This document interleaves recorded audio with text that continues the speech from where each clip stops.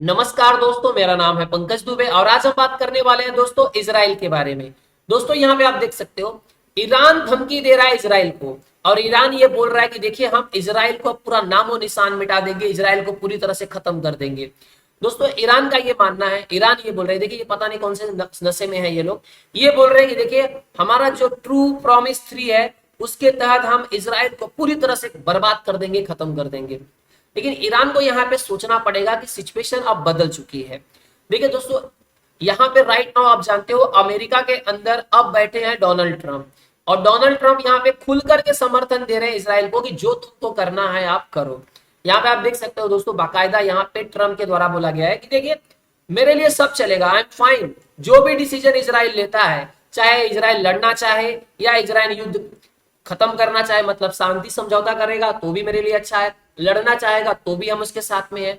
फिलहाल दोस्तों जैसा कि आप जानते हो कि ट्रंप ने तो पहले ऑलरेडी बोल दिया है कि गाजा पे हम कब्जा कर लेंगे। तो कुछ लोगों ने बोला नहीं, तो ट्रंप ने इसे हवा में बोल दिया, ये तो पनामा कैनल पे भी कब्जा कर रहे थे, ग्रीनलैंड पे भी कब्जा कर रहे थे। तो आपको ये समझना पड़ेगा कि ग्रीनलैंड और पनामा की बात अलग है, ये गाजा वाला सिचुएशन बहुत ज्यादा अलग है। और ये जो ट्रंप बोल रहे हैं ना, ये हवा में नहीं बोल रहे हैं, उसके पीछे रीजन है। फिलहाल ये इसलिए शांत बैठे हैं क्योंकि अभी तक हॉस्टेज एक्सचेंज नहीं हुए। जैसे ही दोनों मतलब हमास और इजराइल के बीच में जैसे ही हॉस्टेज एक्सचेंज हो जाएंगे, उसके बाद देखना ये जो गाजा वाला जो शब्द इन्होंने बोला है उसको लेकर के कितना ज्यादा कठोर हो जाएंगे। फिलहाल जैसा कि आप जानते हो कि दोस्तों ये ईरान के द्वारा पहली धमकी नहीं दी गई है। ईरान ने इसके पहले भी 2 बार इन्होंने मिसाइल दागी थी इजराइल के ऊपर। हालांकि इजराइल का एयर डिफेंस सिस्टम इतना ज्यादा मजबूत है कि जितनी बार भी ईरान ने क्या किया, मिसाइल दागी थी, तो इनका जो एयर डिफेंस सिस्टम है जैसे कि आयरन डोम, एरो 1, एरो 2, ये क्या करता था, सारी मिसाइल को हवा में ही मार करके गिरा देता था। तो थोड़ा बहुत डैमेज होता था इजराइल के अंदर। लेकिन अब इनको ये समझना पड़ेगा कि सिचुएशन अब हाथ से बहुत निकल चुकी है। अगर ऐसे में इजराइल कोई स्टेप उठाता है तो इजराइल की हालत थोड़ा सा ज्यादा खराब हो सकती है। यहाँ पे इस चीज को भी लेकर के दोस्तों बोलते हैं ना, बहुत ज्यादा बवाल चल रहा है। आपने न्यूज में काफी देखा होगा सीरी विवाद को लेकर के। इजराइल हमास से काफी ज्यादा गुस्सा है इस बात से लेकर के। देखिए पहले क्या हुआ, फाइनली जो बोलते हैं ना, सीरी विवाद की जो फैमिली, उन्होंने बोला कि जो बॉडी उनको सौंपी गई वो सीरी विवाद की है। अब एक्चुअल में हुआ था क्या दोस्तों, इनको और इनके बेटे को 7 अक्टूबर को क्या किया था, हमास उठा करके लेके चला गया था। तो अब ये इजराइल के द्वारा बोला गया कि देखिए हमास ने इनको मार दिया और मारने के बाद इनकी बॉडी नहीं दी। अब जब हमास ने जो बॉडी दी, तो बाद में जब उसका इजराइल ने डीएनए चेक किया तो इजराइल ने बोला नहीं, ये तो सीरी विवास है ही नहीं। तो बाद में जो बॉडी दी गई, बाद में फैमिली बोल रही नहीं कि ये मेरी बेटी की बॉडी है। तब यहाँ पे समझ सकते हो दोस्तों, जब 7 अक्टूबर 2023 को हमास ने अटैक किया था, तो ये इनको भी उठा के लेके गया था, इनके बच्चे को, और दोनों को हमास ने मार दिया। दोनों को अब ये बोला जा रहा है कि हमास ने मार दिया, और हमास क्या बोल रहा है, नहीं, इजराइल की जो एयर स्ट्राइक थी उसमें मारे गए। अब यहाँ पे इजराइल के द्वारा बोला जा रहा है कि नहीं भैया, हमने नहीं मारा है, ये हमास ने क्या किया है, इनको और इनके 2 बेटों को क्या कर दिया है, मार दिया है। तो इन सब चीज को लेकर के इजराइल काफी ज्यादा गुस्सा है। उसी बीच में दोस्तों खबर ये भी आई, ये वाली कहानी तो कुछ अलग ही टाइप की हो चुकी कि इजराइल के अंदर 3 बस थी, उसके अंदर क्या हुआ, एक्सप्लोड हुआ है। और बोला जा रहा है कि इसे एक टेरर अटैक की तरह जोड़ा जा रहा है। आप यहाँ पे वीडियो में देख पा रहे होगे, बस की हालत आप देख ही सकते हो, सिचुएशन कैसी दिख रही है यहाँ पे। अब ये बोला जा रहा है कि ये इसको टेरर अटैक की तरह इजराइल क्या कर रहा है, ले रहा है। बताया जा रहा है दोस्तों कि अब यहाँ पे इजराइल के द्वारा क्या स्टेप उठाया गया, नेतन्याहू ने सीधा ऑर्डर दे दिया और बोला जाइए भाई साहब, वेस्ट बैंक में क्या करिए, आप मिलिट्री ऑपरेशन स्टार्ट कर दीजिए। तो वेस्ट बैंक में क्यों जा रहे हैं, क्योंकि ये बताया जा रहा है कि जिन लोगों ने अटैक किया वो शायद वेस्ट बैंक में भाग करके गए हैं। तो अब यहाँ पे होने वाला क्या है उसको भी आपको समझाता हूँ। देखिए यहाँ पे बताया जा रहा है कि 3 बॉम्ब फटे हैं बस के अंदर। और ये जो हुआ है दोस्तों, सेंट्रल सिटी ऑफ बैट याम है, वहां पे ये घटना घटी है थर्सडे को। और ये बताया जा रहा है कि उसके अंदर कोई मारा नहीं गया, बस खाली बोलते हैं ना ब्लास्ट हुआ, उसके अंदर किसी इंसान की मृत्यु नहीं हुई है। जिसमें बताया गया कि 3 डिवाइसेस एक्सप्लोड हुई है 2 बस के अंदर, 3 बस के अंदर। और जिसके अंदर बताया जा रहा है कि 2 जो डिवाइसेस थी उसको क्या कर दिया गया, डिफ्यूज कर दिया गया।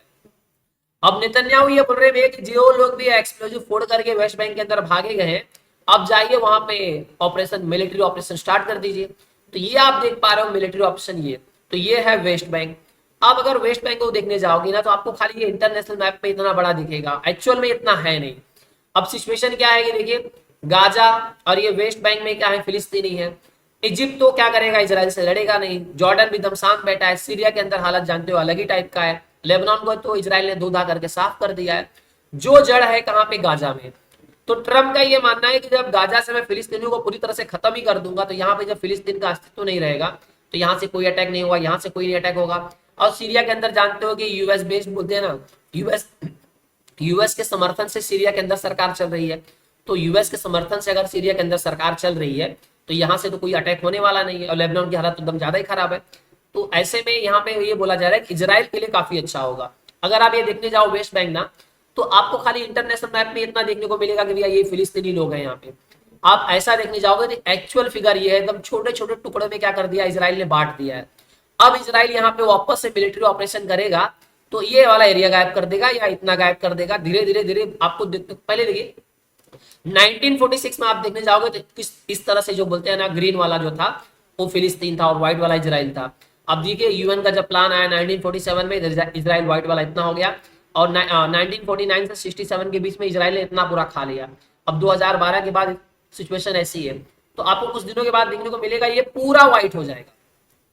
क्योंकि जिस तरह से ट्रम्प का प्लान है, बोल रहे गाजा को मैं पूरा साफ कर दूंगा, तो ऐसे में लग नहीं रहा है कि फिलिस्तीन का अस्तित्व कुछ बचेगा इजराइल के अंदर।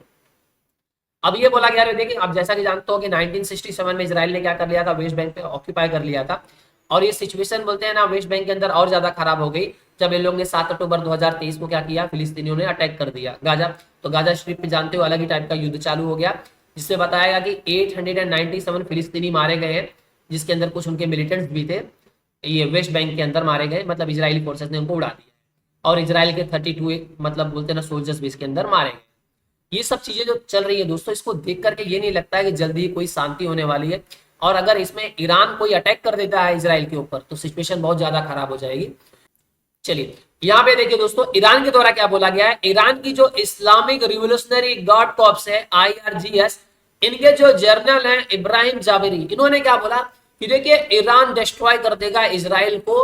हमारा ऑपरेशन है ट्रू प्रॉमिस 3 के तहत हम क्या करेंगे, पूरी तरह से इजराइल को खत्म कर देंगे, तेल अवीव, हाइफा, इस सबको जमीन में समतल कर देंगे। अब यहाँ पे देखिए इजराइल के फॉरेन मिनिस्टर का ये कहना है कि देखिए यहूदियों को एक चीज अच्छे से पता है, हमने इतिहास से ये अच्छे से सीख लिया है कि अगर तुम्हारा दुश्मन तुमको बोलता है कि तुमको पूरी तरह से खत्म कर दूंगा, तो हम उस पर भरोसा करते हैं और हम हर एक चीज के लिए यहाँ पे तैयार हैं। यहाँ पे नेतन्याहू के द्वारा भी बोला गया है कि ईरान कोई हम पे हमारे ऊपर अटैक करने वाला है तो हम तैयार हैं, करने दो। तो इसमें ये बोला जा रहा है दोस्तों की रिसेंट में खबर ये भी आई कि ईरान ने रिसीव किया है 1000 ton of shipment of rocket fuel chemicals from, कहां से मिला भैया, ये चाइना की तरफ से मिला है। और एडिशनली ईरान की तरफ से ये बोला गया कि हमने एक न्यू अंडरग्राउंड मिसाइल सिटी बना ली है, अंडरग्राउंड मिसाइल बेस बना लिया है। तो ऐसे में ये बोला जा रहा है कि हो सकता है कि ईरान शायद इजराइल के ऊपर अटैक कर सकता है।